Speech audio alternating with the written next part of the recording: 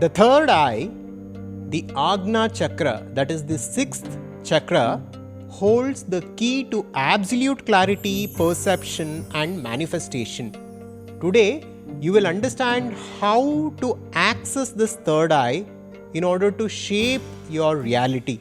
Different cultures and different civilizations from all across the world, from the ancient Egyptians to the ancient yogic texts, mention the significance of the third eye or the pineal gland. We will go deep into the yogic teachings and the yogic texts to understand the significance of the third eye, how to make use of this, and at the end we will look at a meditation utilizing third eye to consciously create the reality in which we actually want to live.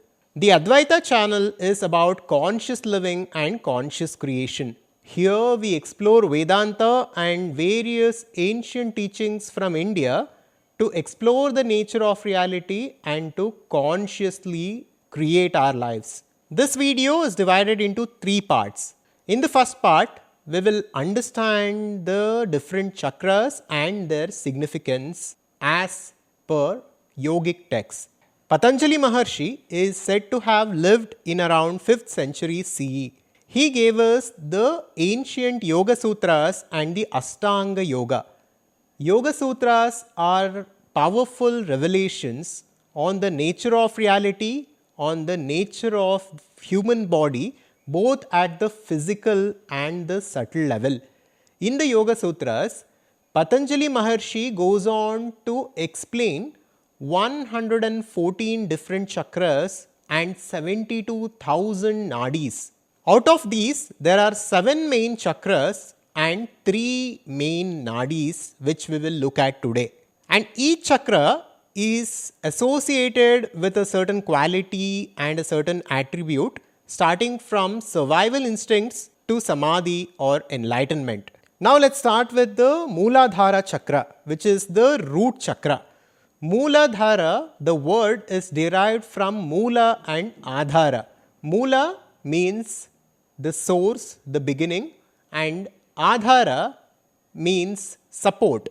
So this chakra is both the source and the support for our system. Here first we need to understand that just like how we have a physical body with blood, bones, skin, nervous system, etc., we also have an energy body with nadis and chakras. Now chakras are simply some important cardinal points within our energy body. Qualities associated with the Mooladhara chakra are stability, security, survival instincts, grounding, physical energy and basic needs. It is said that when the energy reaches Mooladhara chakra, it promotes a sense of stability and security as well as a strong connection to the physical body and the material world. The second chakra is the Swadhisthana chakra or the sacral chakra. This is associated with creativity, sensuality, emotional balance, sexual energy, pleasure and connection to others. When energy reaches this chakra, it is associated with enhancing creativity and emotional well-being. The third chakra is the Manipura chakra or the solar plexus chakra. The qualities here are personal power, self-esteem, willpower, confidence, etc. And when energy reaches this chakra, it is believed to promote a sense of personal power, confidence, and the ability to assert oneself in the world. The fourth chakra is Anahata, which is associated with love, with compassion, with connectedness, with kindness, and so on. And when the energy reaches this chakra, it is said to foster love, compassion, and emotional healing. The fifth chakra is the Vishuddhi chakra or the throat chakra. The qualities here are communication, self-expression, truth, creativity, and authenticity. When energy reaches here, it is believed to enhance communication skills, self-expression, and the ability to speak one's truth with clarity and confidence. Now coming to the important part, which is the Agna chakra, that is the sixth chakra. This is the third eye chakra. Agna Chakra is associated with qualities like intuition, insight, imagination, wisdom, and spiritual awareness. When energy reaches here, it is said to enhance intuition and command over reality, as well as inner wisdom. And the ability to access higher states of consciousness also is associated with the Agna Chakra. And the final seventh chakra is the crown chakra, that is the Sahasrara chakra. This is relating to enlightenment and universal consciousness. When energy reaches the Sahasrara chakra, it is believed to promote spiritual awakening and connection to the infinite.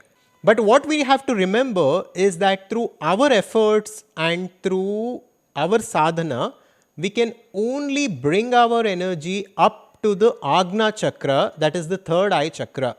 Beyond that is a jump which is not in our hands. Now I am reading from volume 1 of chapter 4 of the complete works of Swami Vivekananda. This is about Raja Yoga and the chapter's name is Psychic Prana. According to the yogis, there are two nerve currents in the spinal column called Pingala and Ida, and a hollow canal called Sushumna. These are the three main nadis running through the spinal cord. At the lower end of the hollow canal is what yogis call the lotus of Kundalini. They describe it as triangular in form, in which the symbolical language of the yogis, there is a power called Kundalini coiled up. When that Kundalini awakens, it tries to force a passage through this hollow canal, and it rises step by step, as it were, layer after layer of the mind becomes open, and all the different visions and wonderful powers come to yogi. When it reaches the brain, the yogi is perfectly detached from the body and mind.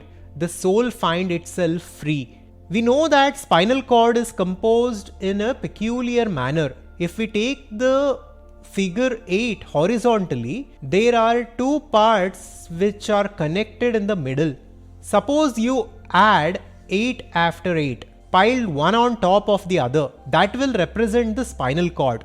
The left is Ida, the right is Pingala, and that hollow canal which runs through the center of the spinal cord is the Sushumna. The canal is closed at the lower end, which is situated near what is called as the sacral plexus, which according to modern physiology is triangular in form.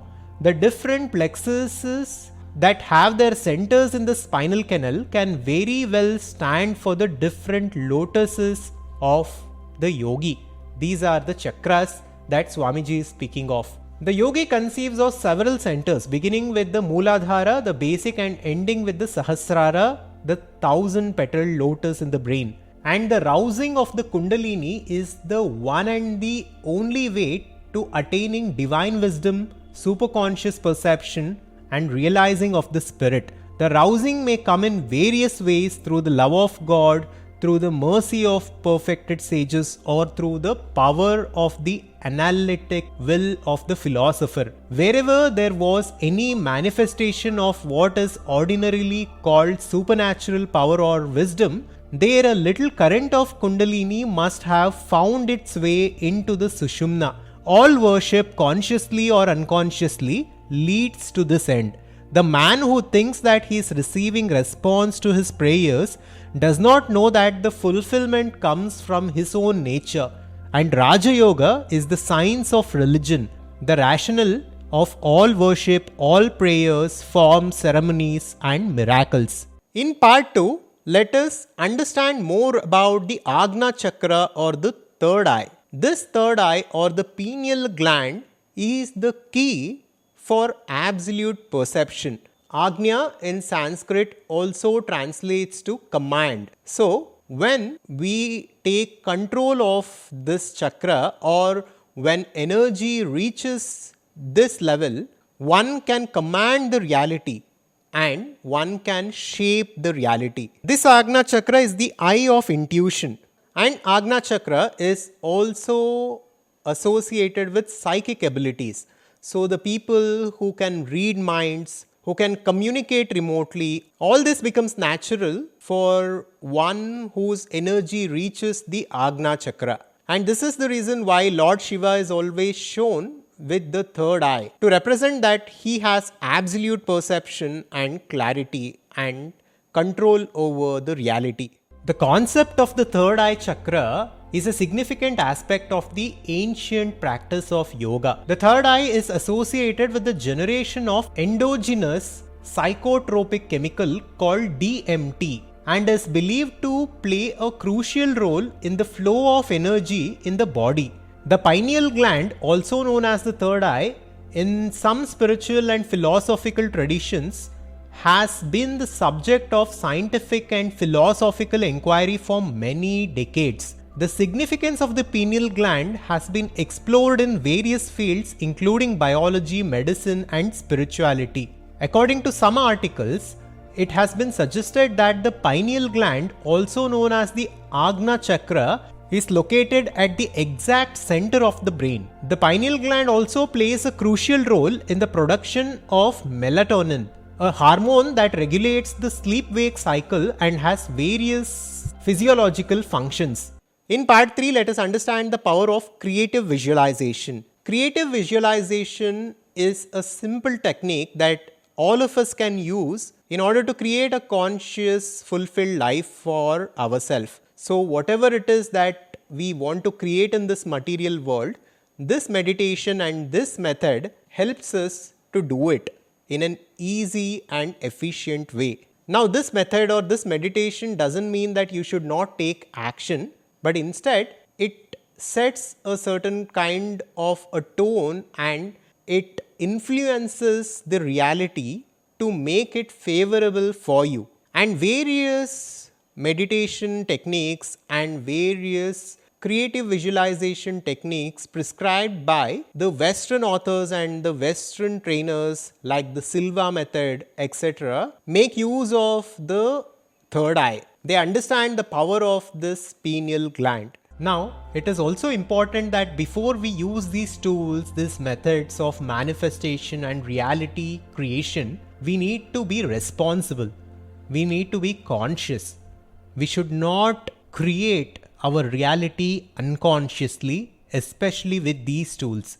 We need to understand our purpose in this world. We need to think about how we can contribute in this world, and what we create in this world should be a positive impact for our own life as well as for the entire humanity. So with that, let us start the third eye meditation or creative visualization meditation.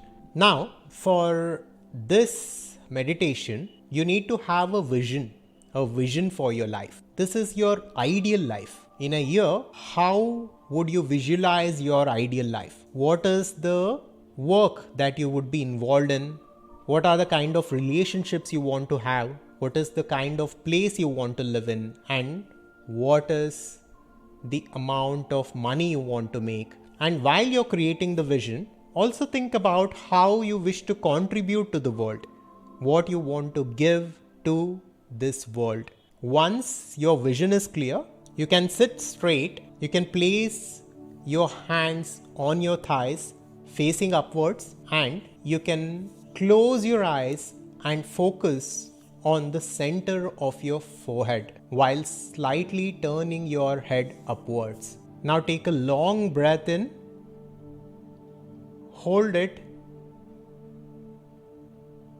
let go and relax. Take a long breath again, hold it, let go and relax. Take a long breath in one more time, hold it, let go and relax. Now your focus is on the third eye. It is on the center of your forehead and your head is slightly turned upwards. In this position, visualize a screen which is 10 feet ahead of you, while your eyes are closed, and it is 10 degrees above your eye level. In this large screen, see the vision of your ideal life play out.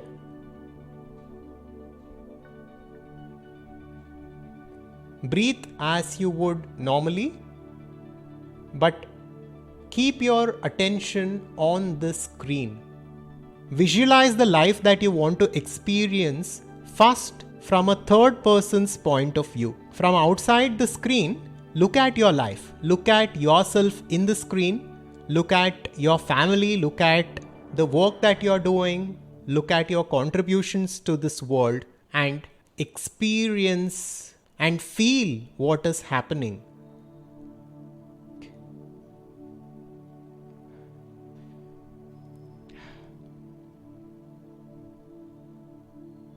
In this moment, enter the screen and experience that vision as the first person. Now you're no longer visualizing what is happening from outside. Instead, you are in the vision. You are experiencing in the present tense, and you are experiencing from a first person point of view. You are in your ideal body, in your ideal personality.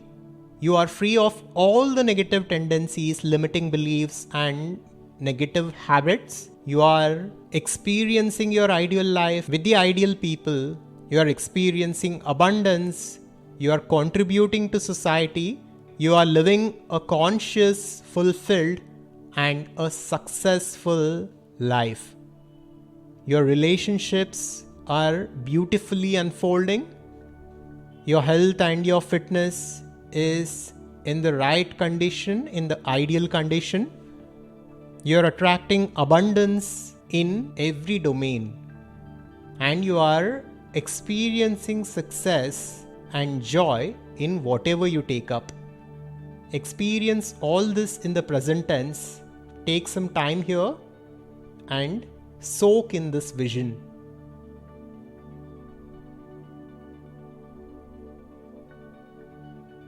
This is actually happening right now.